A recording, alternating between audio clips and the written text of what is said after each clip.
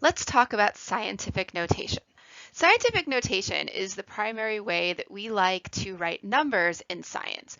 A lot of times we're working with values that are really big or really small. So they might have a whole lot of digits, or they might have a ton of zeros after them or a ton of zeros before them. It gets really, really clunky to deal with that many zeros. So we use scientific notation as a way to write our numbers so that we don't have to deal with so many zeros. Also, as you learn as you go through science, there's something called significant figures. Significant figures tells us we only know a measurement to a certain degree of precision. Like if I have a ruler and my ruler marks everything, I've got big marks at 1 centimeter and little marks at 0.1 centimeter. I can estimate between the 0.1 centimeter marks. So I might be able to say that something is 1.23 centimeters long. But because I don't have marks at the 0.01, I don't know if it's 1.23 centimeters or 1.24 centimeters. I'm limited by what my instrumentation says. And so scientific notation also allows us to display our numbers in a manner where we can deal with the limitations of our instrumentation. Okay, so the way we write scientific notation is we start off with a format like this. So I've got this some number between 1 and 9 times 10 to an exponent. Now, whatever that number between 1 and 9 is, if I have more digits, I can have those after a decimal point.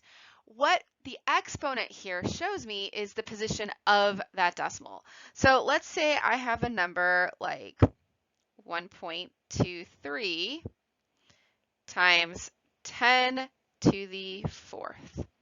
What that tells me is that my decimal point actually lives 4 places to the right. So I can go 1, 2, 3, 4 to expand it out. And what this is saying is that the number is actually 1, 2, 3, 0, 0. Okay, and so my scientific notation lets me write a smaller number that accounts for those zeros without actually having to have all those zeros in the way. Okay, so here I have a number 1.2 times 10 to the negative 10th. Now this is a negative exponent. Our previous example was a positive exponent. So here's the deal. A positive exponent means that we have a large number that possibly has more digits and a bunch of zeros after. A negative exponent means we're dealing with a small number, which means we have a whole bunch of leading zeros in front of it. So if I were to expand this back out into standard notation, I would have 0.0000000000012. So that is that number expanded out into standard notation. So that's a really long, really clunky number with a whole bunch of zeros. I don't want to deal with that many zeros. So we use our scientific notation. Okay, here's another example. All right, so again, positive exponent. To convert this into scientific notation, what we do is we imagine that we have a decimal point right there. Okay, I have to have my first number be between 1 and 9. So I have to move my decimal point right here. So to do that, I've moved it 1, 2, 3 places. So I have this 5.983 times 10 to the third positive number.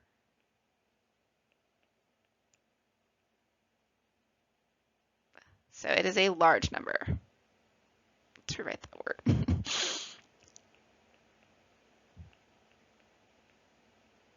Okay, large number, it is greater than 1. Okay?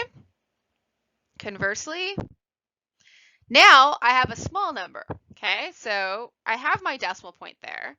So again, I need my first digit in my scientific notation to be between 1 and 9. So 3 is between 1 and 9, so I'm going to move my decimal point there. So I'm going to take my decimal point and move 1, 2, 3, 4 places. Okay, so negative 4, small number. And my number is less than 1. Okay, so I have a whole bunch of leading zeros in front of it. Okay, let's practice a couple of these. we're going to express a few numbers in scientific notation. So my first number, I have this 0.00125. So I need my decimal to go there. So to get it there, I've moved it 1, 2, 3 places. So I'm going to get 1.25. Okay, I moved it 3 places. Is my number big or is my number small? My number's small, so it's going to be a negative exponent. 1.25 times 10 to the negative third. Okay, here I have this big old huge number. So I've got my decimal point there, and I'm going to need to move it all the way over here. Okay, is this number big or small? This number is definitely big. It's definitely greater than 1. So my exponent here when I write it is going to be positive.